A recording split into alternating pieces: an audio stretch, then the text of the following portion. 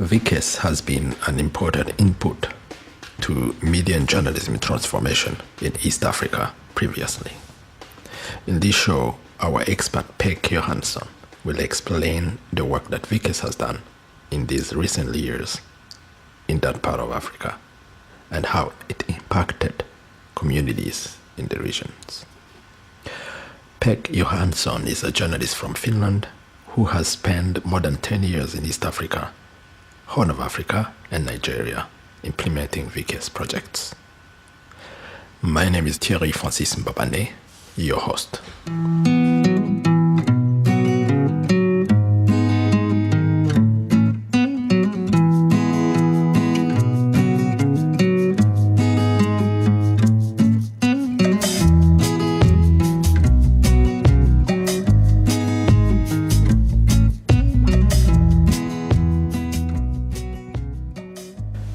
ViKES and its partners organization in Tanzania have run an internet training program since 2008 to 2016 with the financial support emanate from the Finnish Ministry of Foreign Affairs. Peik Johnson, tell us more. ViKES has been involved with internet training for journalists and journalism lecturers, journalism students, radio producers, internet training for radio journalists and community radio stations in different parts of the country since 2006. In different phases of projects funded by the Ministry for Foreign Affairs of Finland or supported by the Ministry for Foreign Affairs of Finland. The first stage was implemented together with the university in Iringa. At that time it was called Tumaini University, Tumaini meaning hope. And then since 2008 the local partner was the Media Institute for Southern Africa, the Tanzania chapter, MISA. Dozens of trainings were arranged, like short-term, intensive, usually 5-day trainings were arranged in almost every region in Tanzania. Participants came from every region in Tanzania. And by the end of last year, more than 800 Tanzanian journalists had taken part in this internet training. Now, figures are always relative, but there's about 2,000 journalists in Tanzania. So this training program covered 40% of the whole Tanzanian professional journalists. If we have a look on the last phase that covers the years from 2014 to 2016, we notice that ViKES has stressed on improving the professional skills of Tanzanian journalists, especially their capacities to use internet effectively as a tool of fact-finding, news monitoring, investigation, and communication as part of critical journalistic work process. But also, ViKES has trained editors, senior correspondents in mainstream media, and upcountry journalists who, among them, work with community radio stations. This training also was targeting instructors at universities and journalism colleges. The objective was to promote the incorporation of investigative internet journalism into academic curricula with the aim of improving the professional skills of graduates and journalistic quality work. But then let's look at these in a practical way. The concrete outcomes have been that you would have 800 journalists who have learned the basics of how you use internet in your journalistic profession. If you think of the situation in 10 years back, the internet was very slow in Tanzania compared to Europe. Because of that reason, people did not have an incentive to use it effectively. Then suddenly came Facebook, and Facebook was a trigger together with these smartphones, was a trigger for many people to start using the internet. So now suddenly, probably a majority of the people are using the smartphone, they are also using internet, and they are using social media. including journalists. But even at the moment,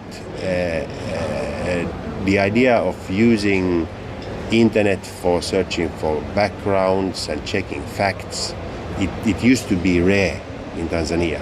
But now you would have a considerable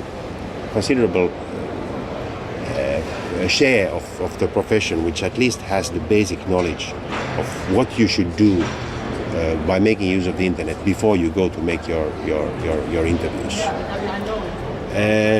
There's quite a number of these personal success cases where you would have a rural correspondent who just didn't know before the training on how to find contact information through the internet.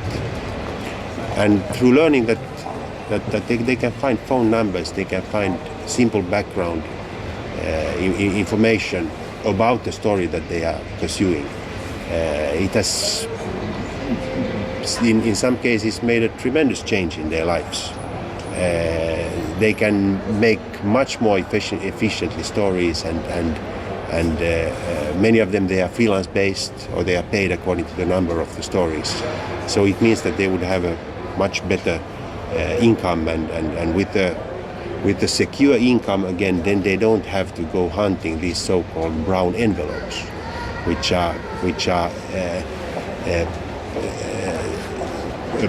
is money paid by politicians and local organizations to journalists in order to report in a favorable manner about these institutions or these people. So, to summarize, a lot of journalists have learned the basics of how to use internet in the journalistic profession in a journalistic way, and this has impacted in many of them having better livelihood, and through the better livelihood, they have improved their professional ethics, as they don't have to do bias stories. How do you reflect these results for the future of journalism in Tanzania? Yeah, there's been a big change. There's definitely been a huge change in the sense that the internet is today, it's part of journalism profession. Stories are published online, radio programs are published or broadcasted online, and this is a necessity because the public is online through their smart gadgets. And I would say that Tanzania has, during these 10 years, they've taken one long step further to improve the quality of journalism, and ViKES has played a part in this development.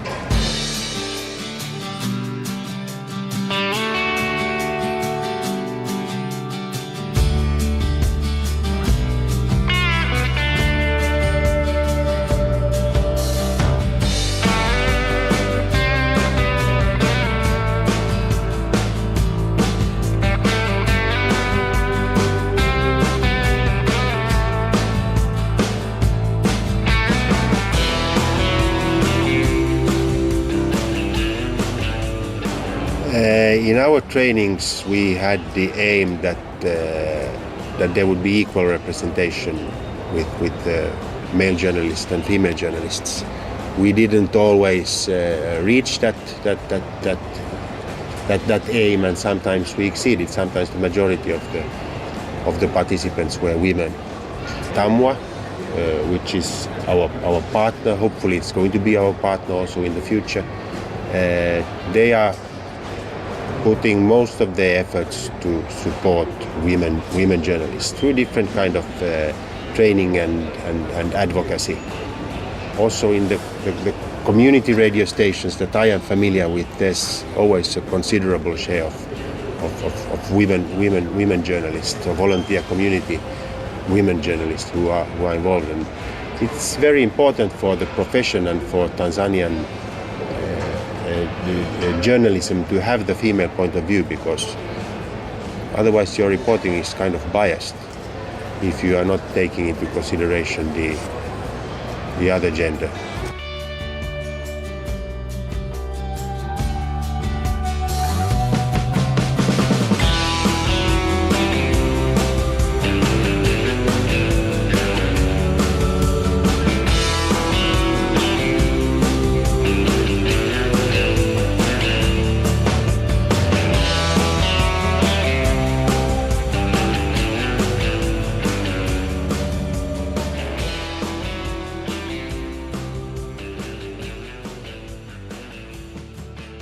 Well, of course, at particular trainings somewhere up country, especially if you move back a few years, it could have happened that suddenly there was no power. We had to find out ways how to have a backup power. The venue had to have a generator. Sometimes the network went off in the middle of the training, which is, for the local journalists, it was usual at that time.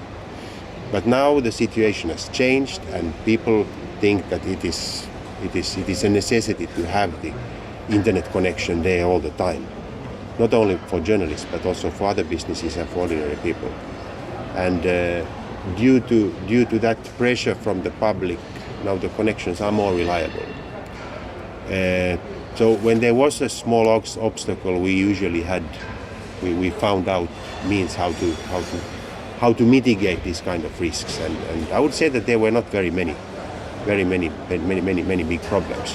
That's probably, you know, the bad connections were a challenge in the beginning. The report of these specific project states had a few issues. Some journalists, especially upcountry, are not able to independently apply all these skills and tools taught in the training in their practical work. Either they did not learn these skills well enough, or they have forgotten them since. The fact that not all superiors and media houses encourage the use of internet and online resources may make it more difficult to maintain and develop these skills.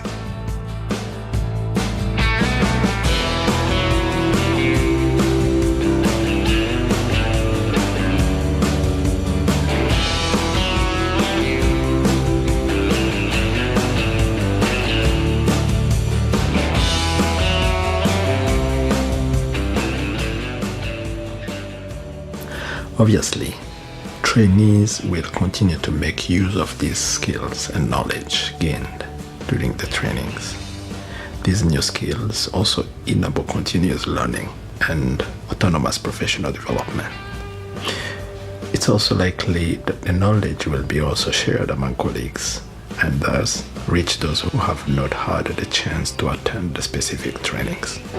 A very wide evaluation was produced last year about this project, and one of the conclusions was that this is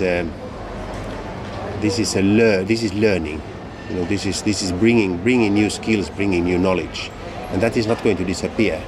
You know, it is sustainable in the sense that if you have new knowledge, you are never going to miss it anymore. And another conclusion related to this is that a big part of participants used to share the knowledge they got, different kind of tips how you would search for some information about one particular topic. So when they went back to their media houses or they went back to the journalism schools, they usually shared the new knowledge, the new skills together with their peers. And a country like Tanzania, it is it's not an individualistic place, but it is, you are always part of a community. So if you have something, it is always going to be shared with other people. And it's in the same sense, this was happening with the internet training. So actually, the people that were the coverage of the whole project was even bigger than the number of participants who took part in the actual trainings. Now, of course, there's always it's always useful to have follow-ups, and that is something that we were planning, and we submitted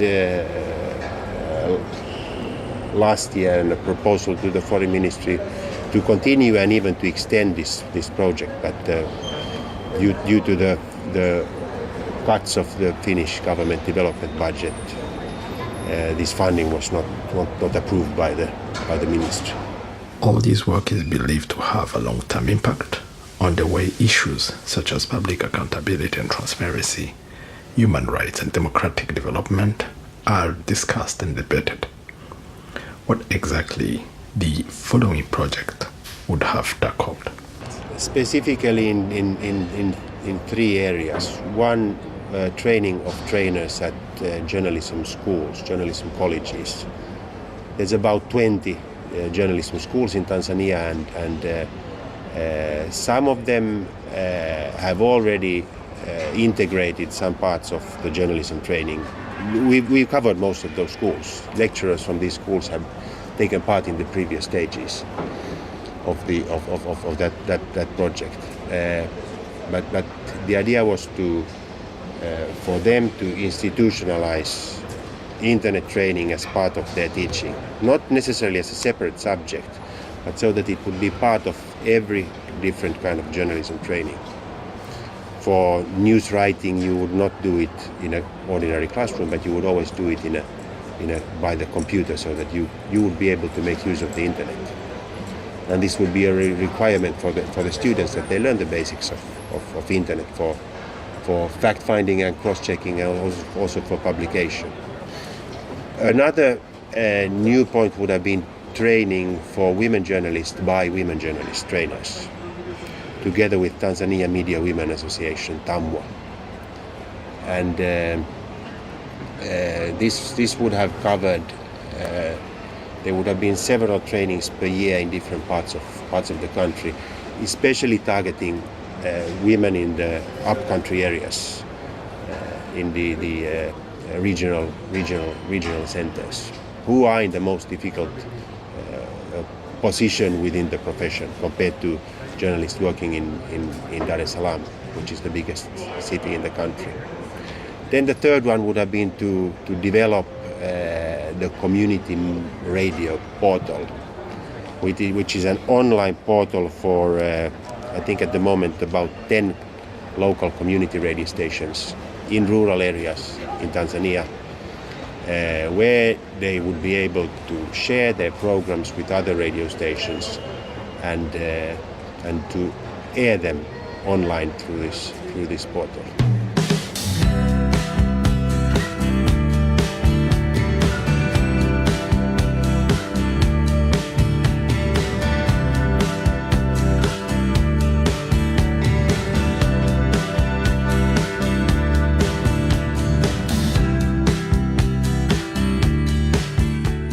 Another project that ViKES is running in Tanzania is based in Lindi region. The Mutukwao Participatory Media Project main objective is to raise issues that are important to the people in rural communities.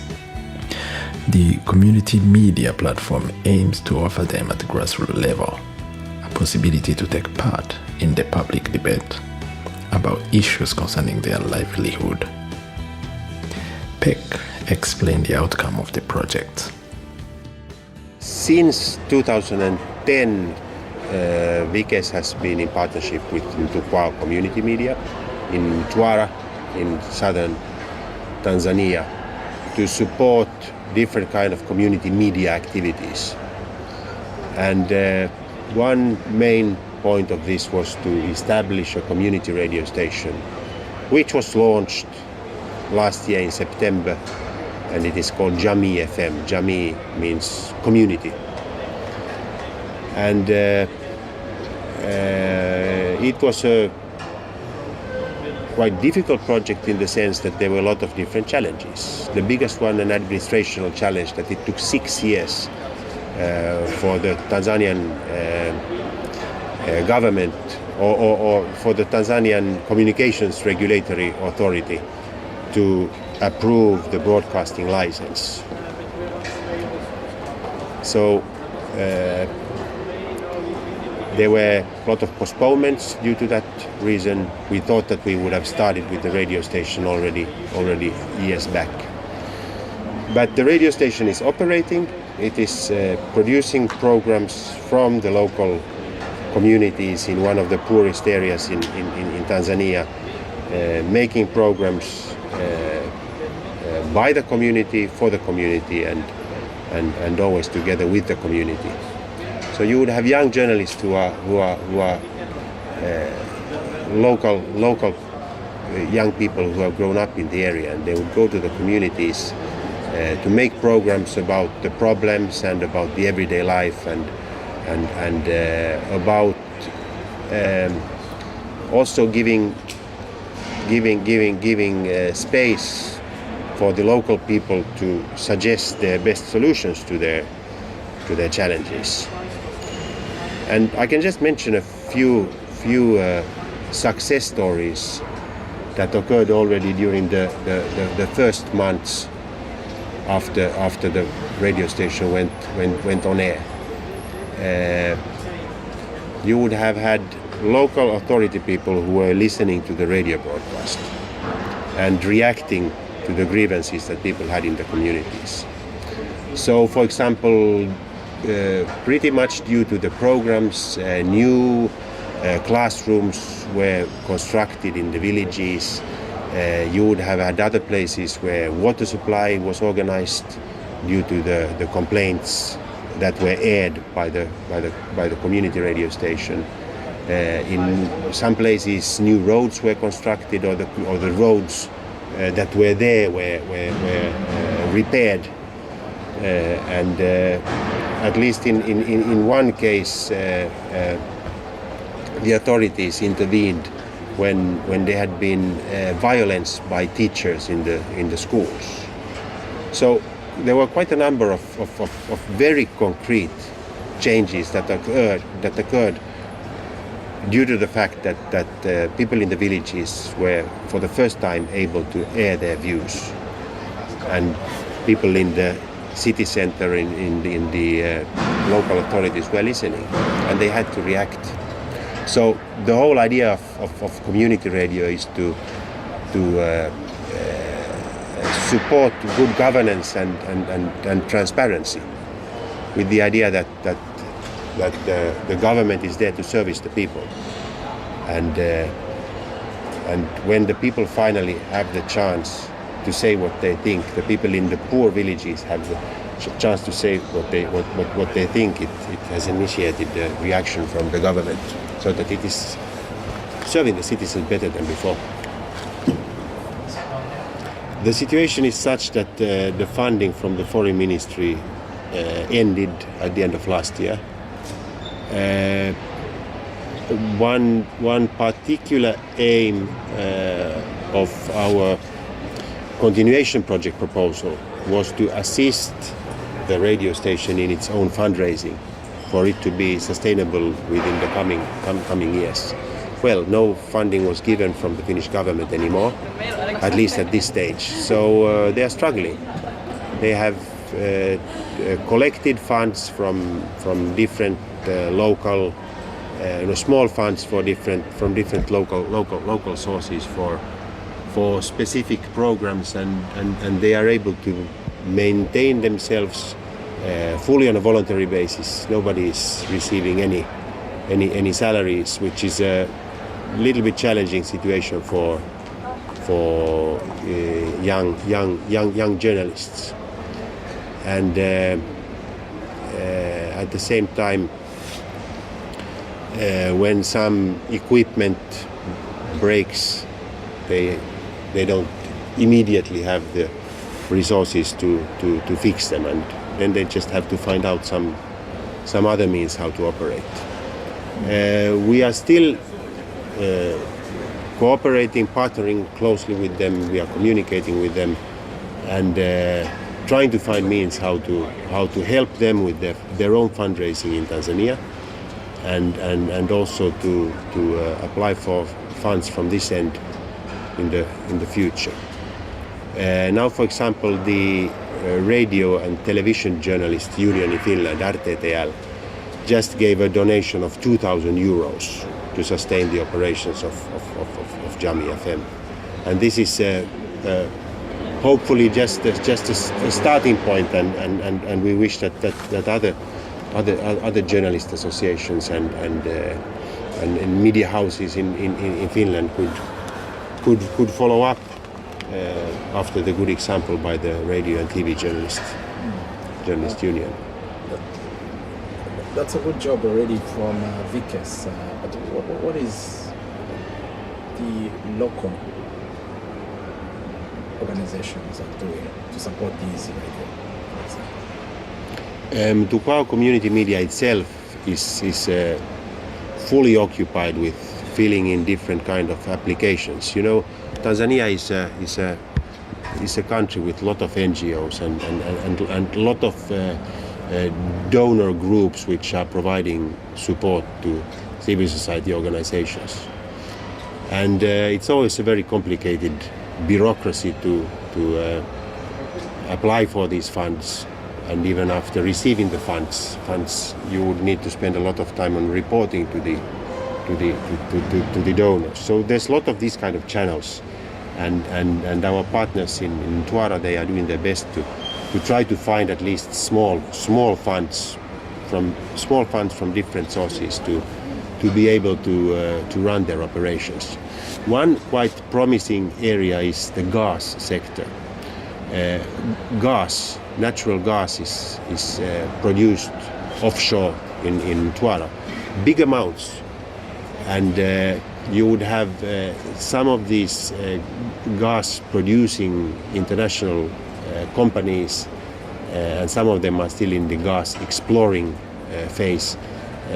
They have put up these corporate social responsibility funds, and from these funds Jamii FM has been able to get some small funding for radio programs, especially on the impacts on the gas, or impacts from the gas sector on the local communities, and also explaining to the listeners what is this gas, what is it all about? Is it because most of the local people don't have exact information what is going on. They just know that somebody is drilling for something valuable outside in the sea, and then it's taken somewhere out. But how does it affect the local communities? So, for example, Statoil, the Norwegian gas company, has through a network of NGOs, they have provided some small support to the radio station to do programs about this.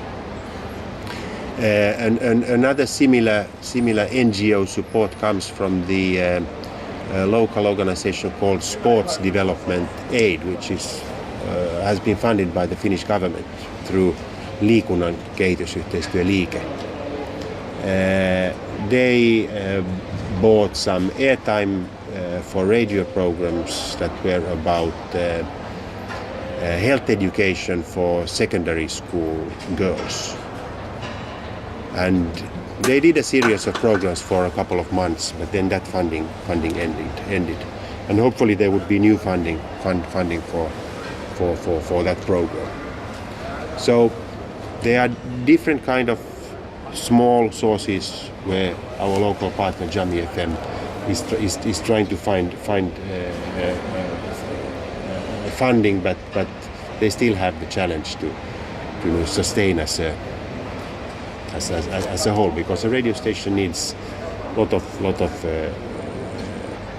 maintenance, and the running expenses are quite big, electricity and these kind of costs.